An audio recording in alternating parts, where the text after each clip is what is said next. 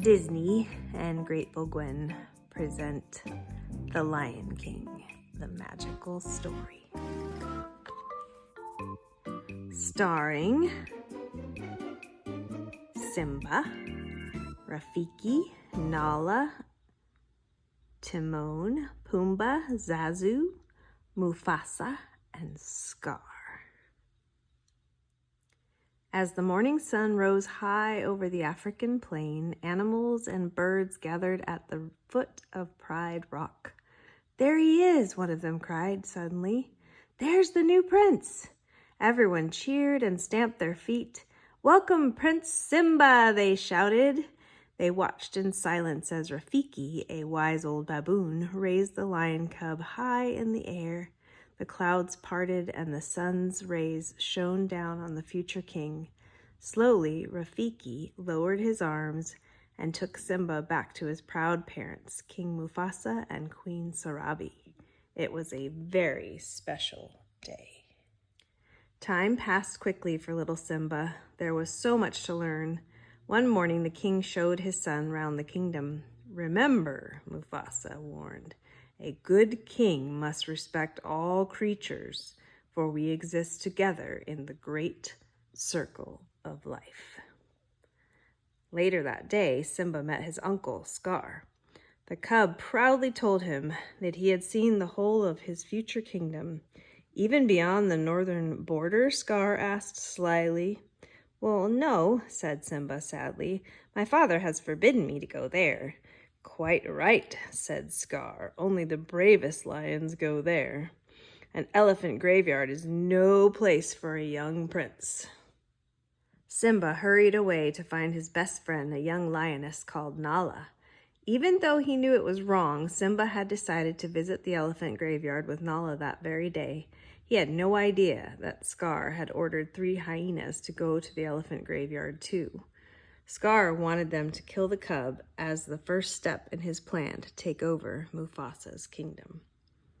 Simba raced ahead across the plains, leading Nala to the forbidden place. Eventually, they reached a pile of bones, and Simba knew they had arrived. "It's creepy here," said Nala. "Where are we?" "This is the elephant graveyard," Simba cried. He was looking at a skull when he saw Zazu, his father's advisor. "You must leave here immediately," Zazu commanded. "You are in great danger." But it was already too late. They were trapped. 3 hyenas had surrounded them, laughing menacingly. Simba took a deep breath and tried to roar, but only a squeaky rumble came out. The hyenas laughed hysterically. Simba took another deep breath. Roar! The 3 hyenas looked round into the eyes of King Mufasa. The hyenas fled, howling into the mist. Mufasa sent Nala and Zazu ahead and walked slowly home with his son. "Simba, I'm disappointed in you. You disobeyed me and put yourself and others in great danger." Simba felt terrible. "I was only trying to be brave like you," he tried to explain. "Being brave doesn't mean you go looking for trouble," said the king gently. The moon shone brightly above them and the stars twinkled in the dark sky. Mufasa stopped. "Look at the stars. From there, the great kings of the past look down on us. Just remember that they'll always be there to guide you, and so will I." Simba nodded. "I'll remember." By the next day, Scar had devised another plan to get rid of Mufasa and Simba. He led Simba to the bottom of a gorge and told him to wait for his father. Then the hyenas started a stampede among a herd of wildebeest. At that moment, Mufasa was walking along a ridge with Zazu. "Simba," he cried, "I'm coming!" The king raced down the gorge and rescued his son, but he could not save himself. He fell onto an overhanging rock as the wildebeest swept by him. Looking up, he saw his brother. "Scar, help me!" he cried. But Scar just leaned over and whispered, "Long live the king." Then he pushed Mufasa into the path of the trampling wildebeest. When the stampede was over, Simba ran to his father's side. "Father," he whimpered, nuzzling Mufasa's mane. But the king did not reply, and Simba started sobbing. "Simba," said Scar coldly, "what have you done? This is all your fault," he lied. "The king is dead, and you must never show your face in the pride again. Run away and never return." As Scar returned to take the royal throne at Pride Rock for himself, Simba stumbled, exhausted and frightened, through the grasslands toward the jungle. He took a few more shaky steps and collapsed. Hungry vultures circled above him. Eventually, Simba opened his eyes. A warthog called Pumbaa and Timon, a meerkat, were gazing down at him. They poured water into his dry mouth. "You nearly died," said Pumbaa. "We saved you." "Thanks for your help," said Simba, "but it doesn't matter. I've nowhere to go." "Why not stay with us?" said Timon kindly. "Put your past behind you. Remember, Hakuna Matata, no worries. That's the way we live."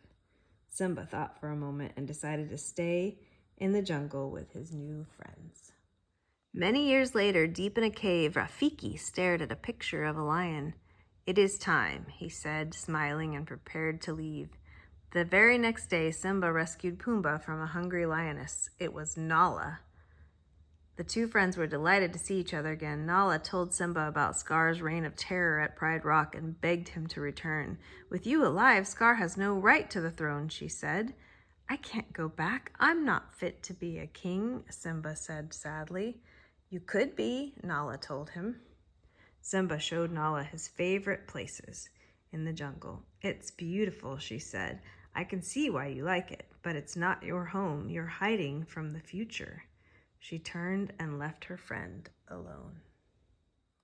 That night, Simba lay by a stream thinking. He heard a noise and looked up. "Come with me," said Rafiki. "I will take you to your father." Simba followed him in wonder to the edge of a stream. As Simba looked into the water, his reflection gradually changed shape and became his father's. The reflection rose into the sky, and Simba heard Mufasa's voice. "Simba, you must take your place in the circle of life. You are my son and the one true king." Then the reflection and Rafiki disappeared. Back at Pride Rock, the rains had been late coming and the land was dry. The hyenas paced impatiently round King Scar. "We're starving," they howled. "The herds have gone. There's nothing left to eat." The storm clouds gathered in the sky, and a lightning bolt scorched the earth. As the dry grasses caught fire, flames swept towards Pride Rock. A lion appeared through the smoke. It was Simba. Scar lunged at Simba, determined to kill him just as he had Mufasa. In the fierce battle that followed, Simba finally heaved Scar over the cliff face. Scar called to the hyenas to save him, but Nala and the lionesses drove them back. Simba was victorious. Nala went to Simba's side. "Welcome home," she whispered. As they smiled at each other, it started to rain. The heavy drops soaked the dry ground and steam beds filled up once more. The plains came back to life and the herds returned. One dawn, the animals and birds made their way again to the foot of Pride Rock. Watched by the lions, Pumbaa and Timon, Rafiki picked up a tiny cub. He showed the new prince, the son of King Simba and Queen Nala, to the cheering crowd below. That night, Simba watched the stars rise in the sky. "Everything's all right, Father," he said softly. "You see, I remembered," and the stars seemed to twinkle in reply.